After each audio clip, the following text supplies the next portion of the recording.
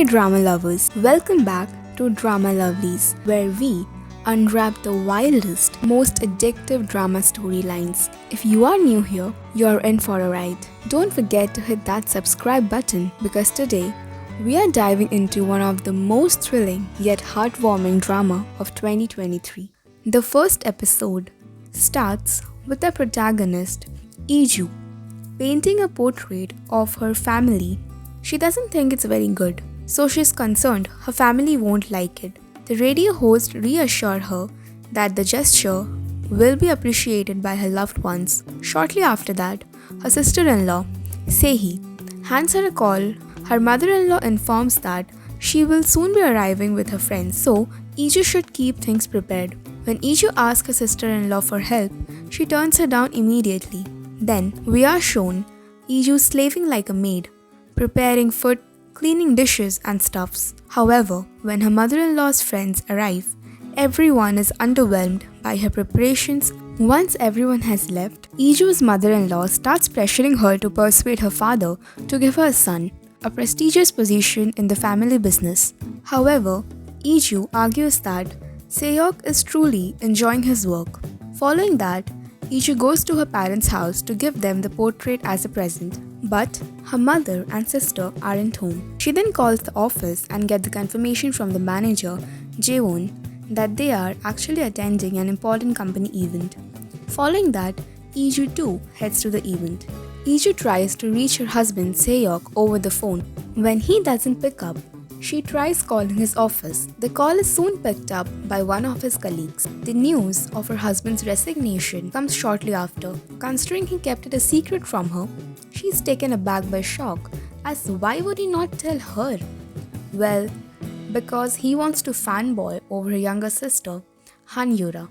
Further in the episode, when Yi-joo shows the artwork to her mother, Jung-hye, she belittles her and Han-yura taunts Yi-joo for attempting to attract attention to her painting skills. A client sees Yi-joo's artwork and feels stunned by how lifelike it is.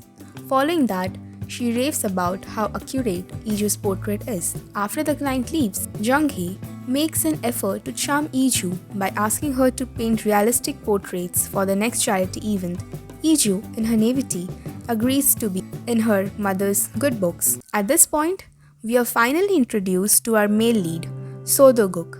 Do-guk analyzes the style of Yi-joo's family portrait as hyperrealism. According to him, the goal of hyperrealism is not to portray the subject of a painting as they are in reality, but to reveal the fact that any portrait, however real, is ultimately fake. And given the scenarios till now in the drama, he wasn't really wrong. Soon, when Yura finds Do-guk talking to Yi-joo, she tries to warm herself up to him, even going as far as using Seok to make him jealous. In this scene, we clearly see her husband being all giddy when Yura held his arms. However, Do-guk has eyes only for Yi-joo, and he can sense the infidelity in Seok's eyes, but unfortunately Yi-joo can't. She then excuses herself for filling water.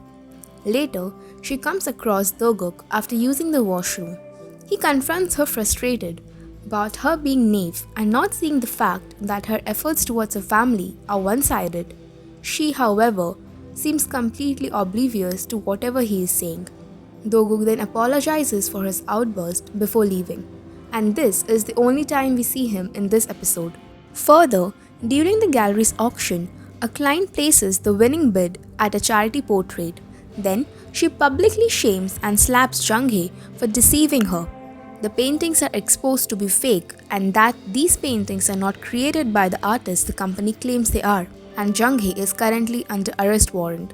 Instead of taking responsibility, she throws Yi-joo under the bus as the mastermind of the forgeries. She asks Yi-joo to shoulder the guilt and promises to get her a lawyer when she faces police investigation. Yi-joo is bewildered and hurt, so she withdraws for a while. Now, to make matter worse, she overhears her husband Seok confessing his feelings for her sister Yura. Yura already knows that he likes her, but she shuts the confession down so fast, not because she was a good sister, but because, according to her, she is far from his reach.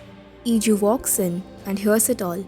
Seok still doesn't care about Yi-joo and instead starts following Yura. Yi-joo is devastated, so she goes to confront her husband He hands her the divorce papers and tells her that he married her out of pity and to be closer to her sister.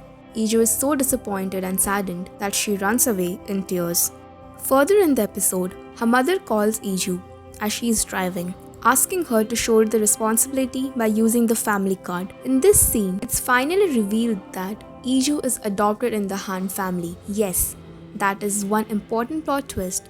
Soon after this revelation, Yi-joo is involved in a serious accident, hit by a truck. The next scene shows her in hospital. Yi-joo's condition is critical.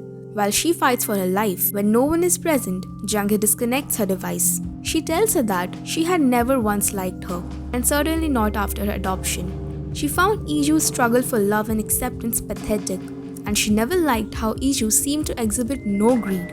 She then advises Yi-joo to not be so nice in her next life and leaves, asking Jae-won, her manager, to reconnect the device. He reconnects the device and hands her a call from the chairman of Hanwul Group. What's spoken from the other side is not revealed to us in this episode. As Yi-joo's life flashes before her eyes, she goes into self-reflection. She only ever strived to be good because it was her sole survival weapon as an abandoned child. Despite her many sacrifices for the family that raised her and the family she was married into, no one ever truly loved her. As Yi-joo closes her eyes in death, she makes a desperate prayer to give her another shot at life to execute her revenge. It's not long before we find out that her wish has come true and she awakens 1 year before to her ringing alarm. She's surprised to find herself in her maiden home. Everything seems how it was back then. And when she sees the date on her phone, she realizes she has gone back a year in time. There's a date stamped on Yi-joo's wrist, 2023-7-20, the day she died. But she's the only one who sees the stamped date.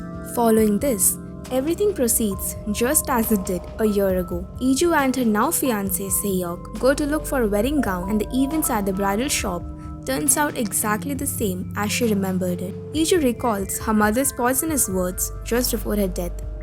Don't be so good in your next life.